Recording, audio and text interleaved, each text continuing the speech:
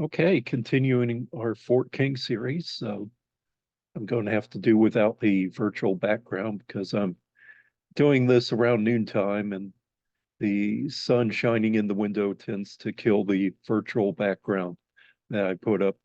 So anyway, this is going to be part three of Fort King, and I'm doing this during the daytime because my car is in the shop with a big repair. So please send cash. So anyway, uh, shameless plug. Uh, Fort King, this is going to be about 4 or 5 parts to this series. My second part was half an hour long, and for all the information I put into doing this presentation, I figure it's going to be at least that long. So buckle up there.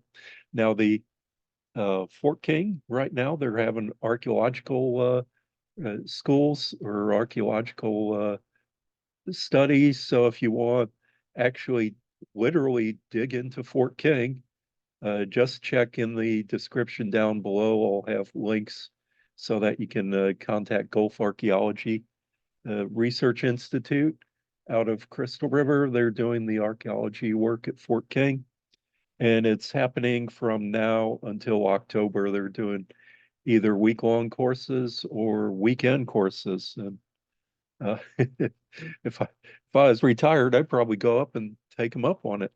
Um, so anyway, Fort King from 1837 up through the end of 1839. So got about 3 years history here. So Fort King was abandoned in 1836, and after being abandoned for 11 months, Major Thomas Child came and headed up the party to reactivate Fort King. A little correction on my last video. I said that south video went south. Actually, and the southwest road went to Fort Brooke. I was wrong. The south road goes to Fort Brooke, and the southwest road goes to the Withlacoochee River. Here's the map of square number one, East Florida. Fort King is right in the middle of the square. And so you could see the branch going up. Fort Drain is up to the northwest. And if you go northeast, that goes, I believe, up to Fort McKay. Uh, this is the road to Fort Butler, crosses the Ocklawaha River here. You could see the Silver River branching off. Where it crosses the Ocklawaha River, that's Fort Fowl. A little bit about that here in a minute. And so here's from the McKay Blake map, or the Blake McKay map from 1839, showing much better detail. Fort McKay, they have the Battle of Withlacoochee down there, and that road goes to Fort Fowl. And of course, northwest, the road goes Fort Wheelock and Fort Drains right off to the side. They cut that off. I think I copied this at Fort King from the wonderful interpretive signs. And, you can kind of see the western edge of the Ocala Forest for the Ocklawaha River. So anyway, the Fort King that we know about in the picture, this is the era that it was made like that. So this is when the fort was rebuilt. It rebuilt a big, large barracks building in the center with the cupola on top that the soldier standing guard watching out the top would ring a cowbell if he sees somebody approaching. On the left side is the blacksmith shop, which has been recreated. And so you can see like two adjacent blockhouses on the fort and several um, outbuildings. One of those outbuildings will be like the sutler's supply, where he had the wine bottles, and that's part of their archaeology work that they're doing right now. Here it is again, painted in by James Gray, which I think is really neat. Just see it in color like that, and thank him for that.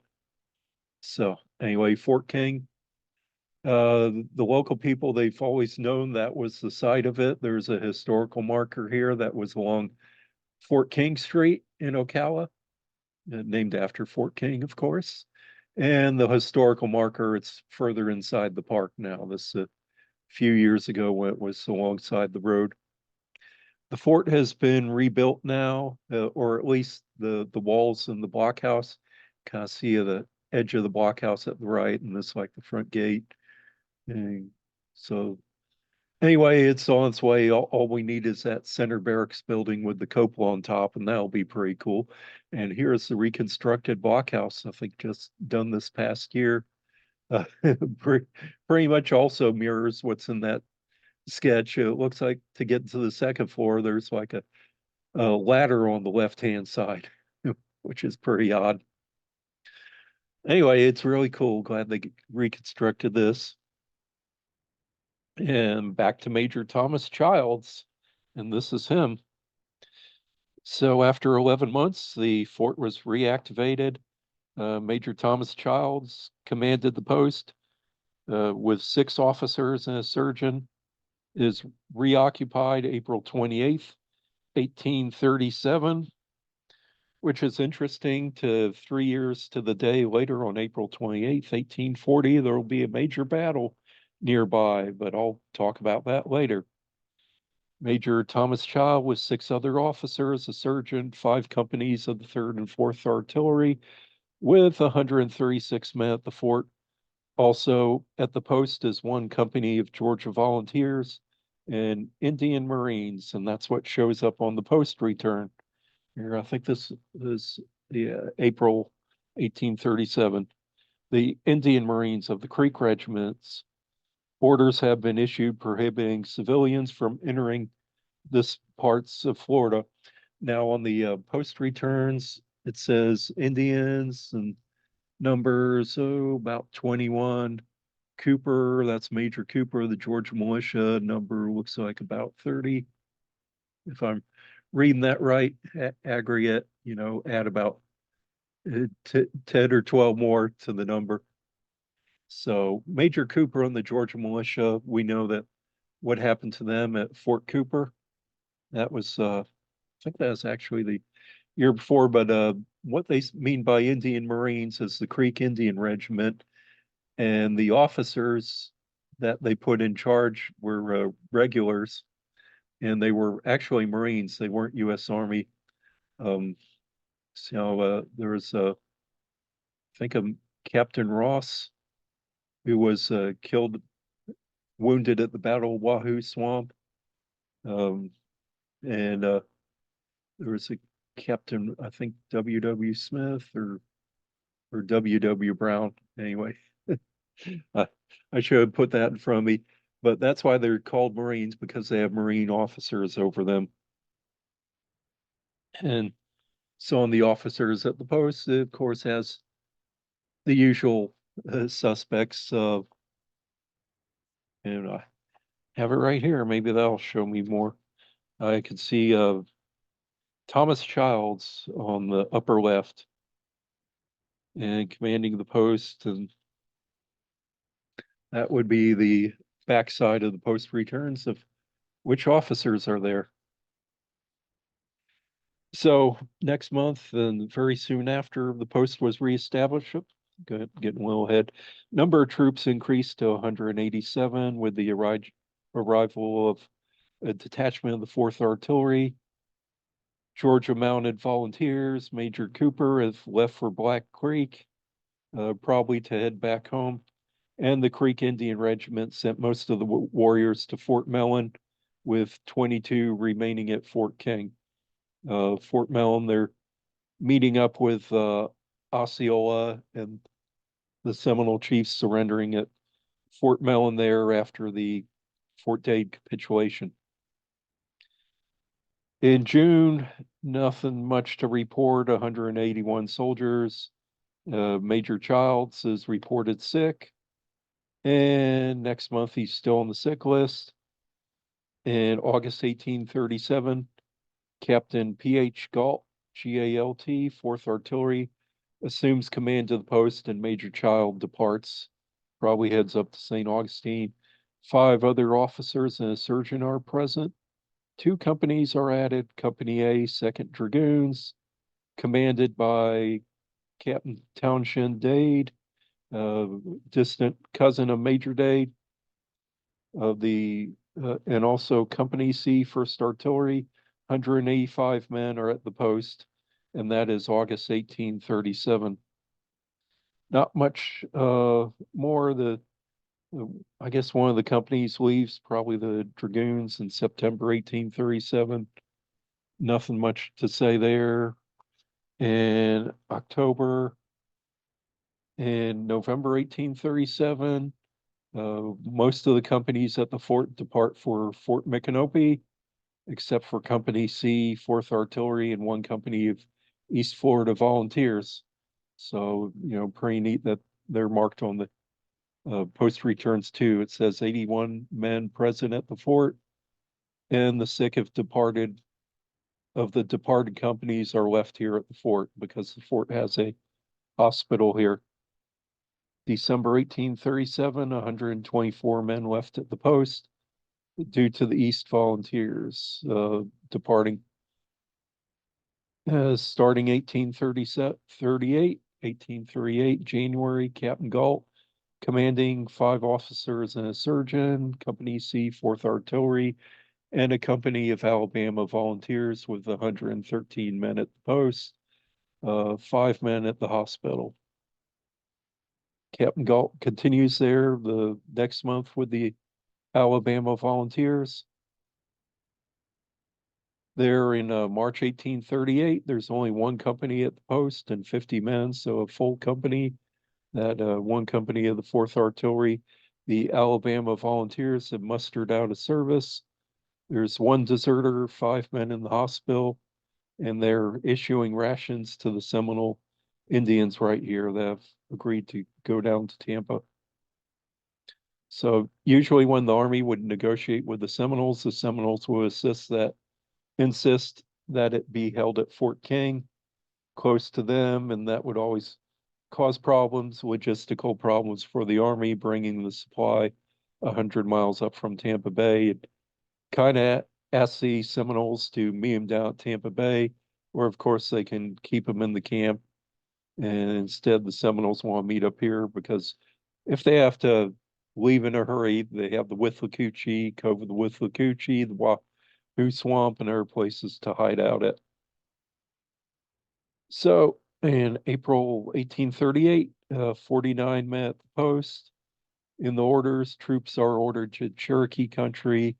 Colonel Twiggs captures some Seminoles. And it's anticipated that the war was winding down, but really wasn't at this point. This is after, of course, the Battle of Waxahachie and after the Battle of Okeechobee and Waxahachie. So General Jessup, who's commanding in Florida, he's pretty much making one effort to have the remaining Seminoles, pushing them down to Fort Brooke and Tampa. So that's why it's sending them down to Fort Millen, gets them closer to Tampa. The 4th Artillery in May 1838, they're replaced by Company B and G of the 2nd Dragoons on May 1st. So May 1st, 1838.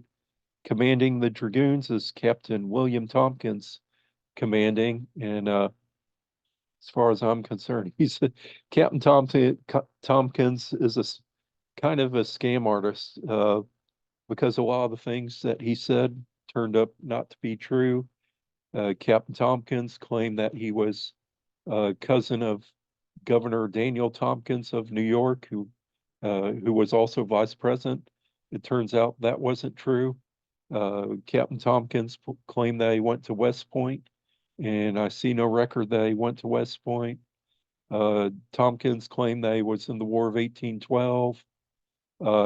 He may have been, but there's no record of what he might have done during the War of 1812.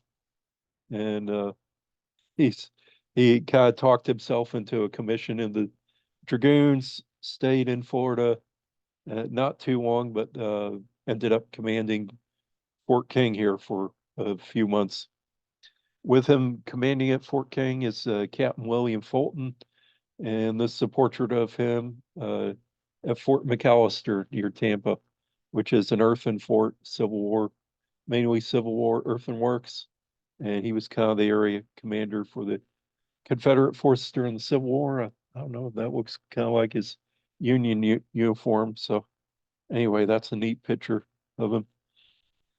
Okay, also with the post, Lieutenant John H.P. O'Neill, Nathan Hunter, Lawrence Pike Graham.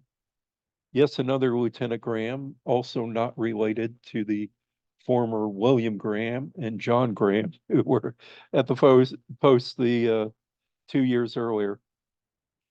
And the surgeon's name at the post is William S. King, and he is also not related to Colonel William King, who the fort is named after. But uh, William King, the surgeon, his birth date is December 28th, 1810, which is coincidence 25 years before Major Dade was killed, and on also 25 years before Indian agent Wiley Thompson and Constantine Smythe were killed right outside of Fort King. December 28th in 1840 will be a major battle near Fort Micanopy, known as Battle of Martin's Point. So that's kind of interesting. born on his birthday will become Major Dade's defeat. 135 men are at the post. One death and one desertions under orders of Zachary Taylor has assumed command in Florida. General Jessup is leaving and going back to his duties as Army Quartermaster in Washington. Captain Tompkins, who I mentioned a few minutes ago, he's charged with defense of the country around Fort King, Fort Harley, and Micanopy. All officers are prohibited from carrying public horses out of Florida. That means the government horses, Army issued horses, they're not allowed to take them outside Florida. So that reminds me, Captain William Tompkins, when he leaves Florida, he takes one of the private soldiers with him, not under orders, which creates some trouble there. So I think that was between him and Zachary Taylor. Zachary Taylor orders the dragoon soldier back to Florida. I guess Tompkins wanted his own personal valet to carry a suitcase or something. But that's kind of what to expect from him. Okay, 139 men at the post in June 1838, and the orders issued at the time require that public horses be returned. The Army's trying to keep track of the horses that fall under the quartermasters.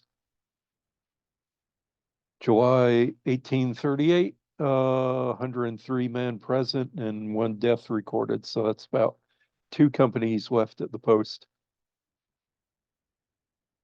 Okay, in August 1838, Surgeon William King, he's replaced by the Assistant Surgeon William Sloan. William Sloan is starting his career in the Army at this time. Had just graduated, became an Army surgeon the year before. He'll actually spend something like 43 years in the Army as an Army surgeon, or retire about 1880. 112 men present at the post with one death and one desertion.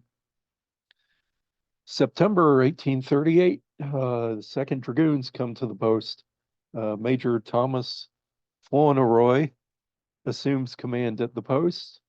97 men. The Dragoon says they are exempt from public duty.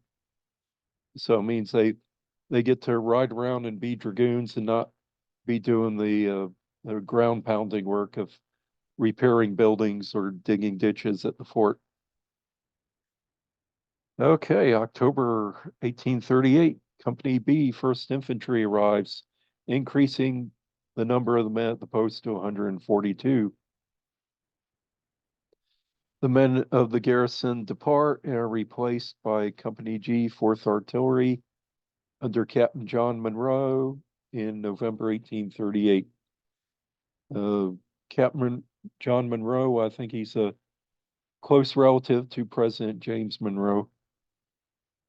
Dr. Sloan is still at the post as the surgeon, only 55 men left at the post. So they're down to about one company or maybe two detachments of two different companies. But December 1838, detachment of Florida volunteers arrives at the post, 45 men present.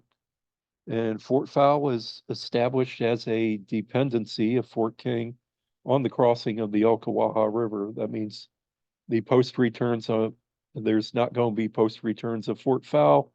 Typically, if it's a dependency of the larger fort, that its information will be on the Fort King returns. For Fort Fowle, they actually will use a pontoon bridge for crossing the post or crossing the river. And that's today when you leave Silver River State Park, go east on, I think it's County Road 314, what crosses the Ocklawaha River. Used to be like a swing bridge or something there. I think they probably rebuilt different bridge now. But Fort Fowle used to be right after you cross the bridge there. January 1839, the Florida Volunteers have transferred to Fort Walker. That's on Kanapaha Prairie in the northwest of Paynes Prairie. So the Florida militia have gone back to Alachua County area. Well, this was Alachua County area at the time.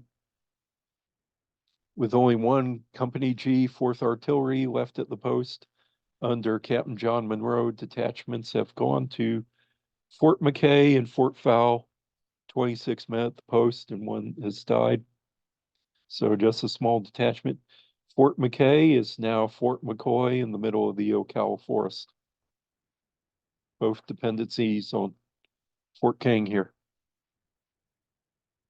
So January 1839, the number of troops have increased with the arrival of Company G, 2nd Dragoons under Captain Marshall Howe.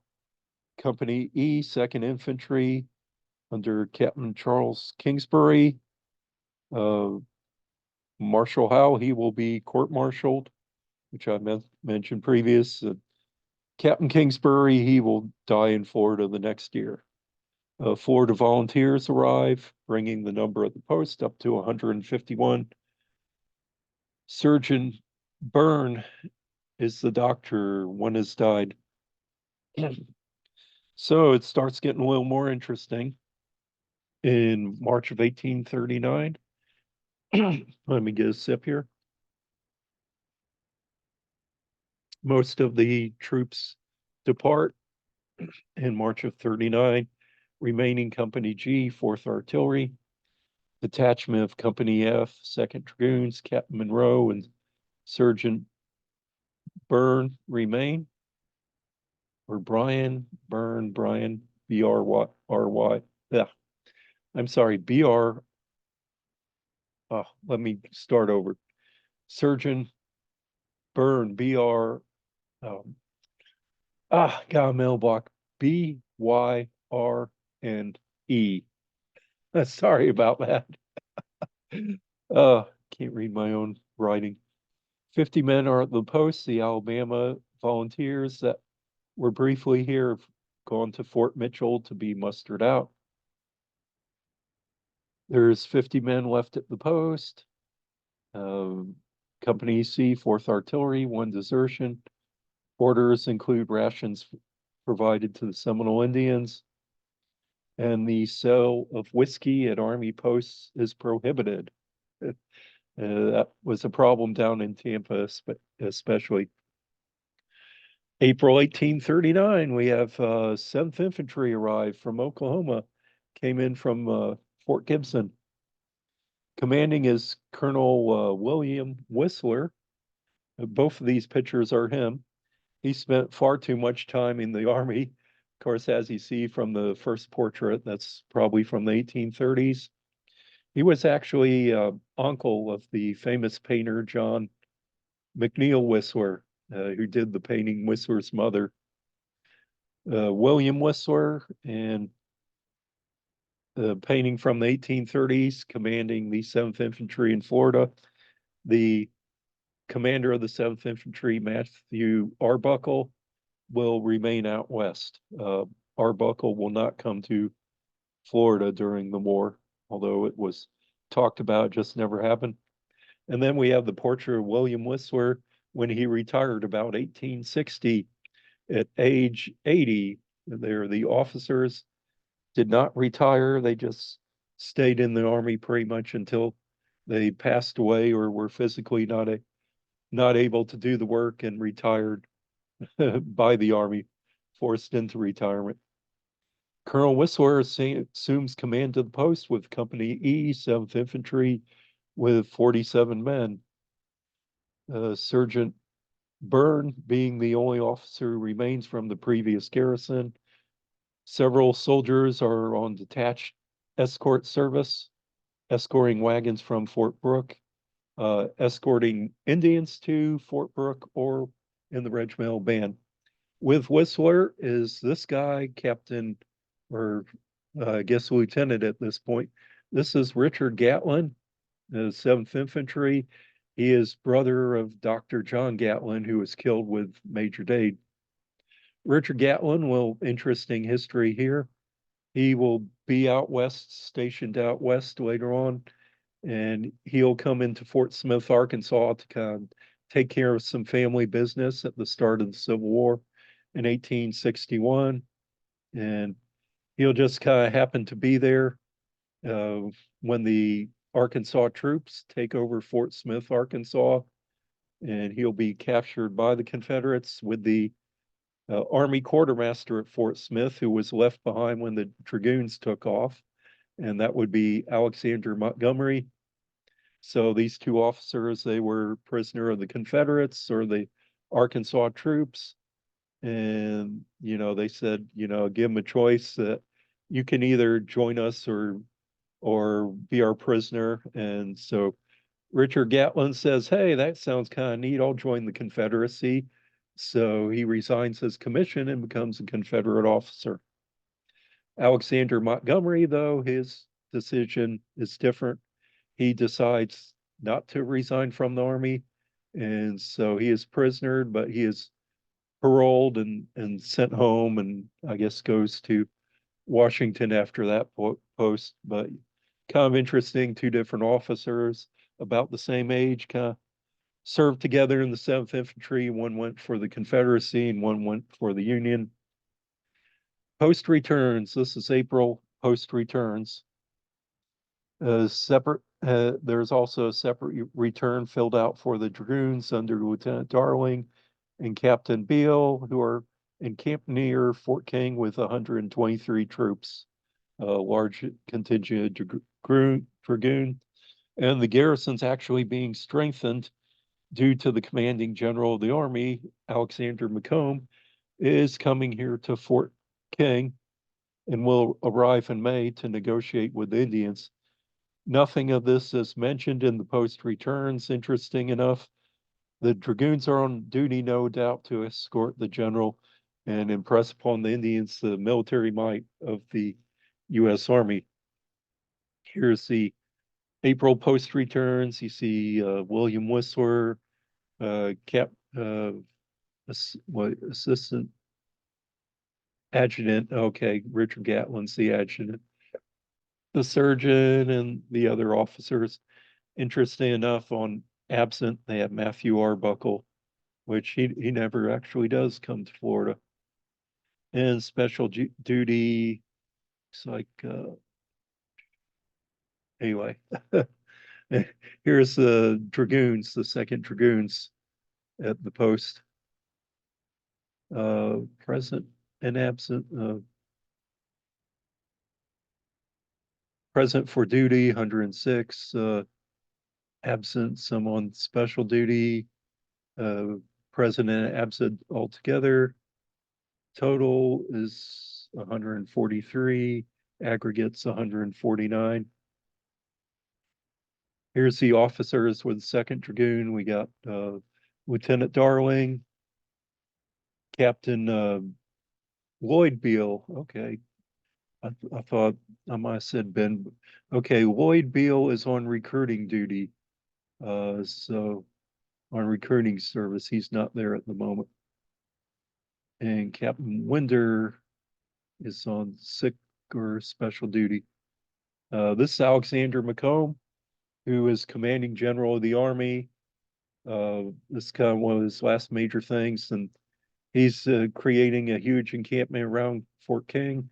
The painting here on the right, it's the 1825 treaty camp or at Prairie du Chien up in Minnesota area or Wisconsin, Minnesota, wherever it's up in the old Northwest.